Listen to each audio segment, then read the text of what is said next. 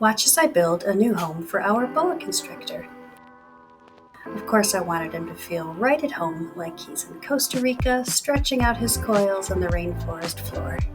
And the central feature is going to be one of these gorgeous buttress root trees.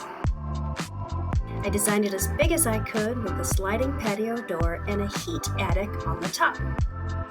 17 Seconds Design built us a nice shell with a sloped floor, a drain, and a perfect fit on our truck. I bought a nice big image to put on the backdrop and began to plan out the space a little bit in clay. When the backdrop came in, there was a slight gap, so I decided to fill it in with spray foam, silicone, and habitat bedding. I did have to cut some of it back out to fit my waterfall, but that's okay. I got it leveled off, and then I can start on my tree form. I made the form out of hardware cloth, which some call chicken wire, and scraps of wood, and then I began to lay on plaster bandages and my sculpting epoxy. Here's where I started playing around with some of the texture too.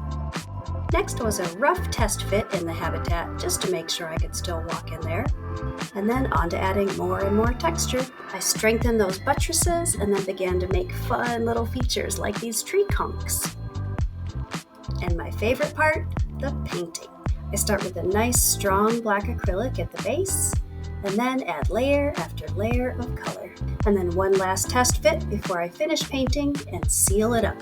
I love adding bright pops of color like juicy green mosses, and these adorable red-belted tree conchs are not from South America, but I could not resist. After many coats of epoxy sealant, it was ready to move in and plant. I was really hoping he would like the little hidey holes. It makes me so happy to see a big constrictor with room to crawl and stretch. And I was so happy to see he liked climbing in his tree. Let's watch a happy, curious snake explore his habitat for just a few moments, shall we?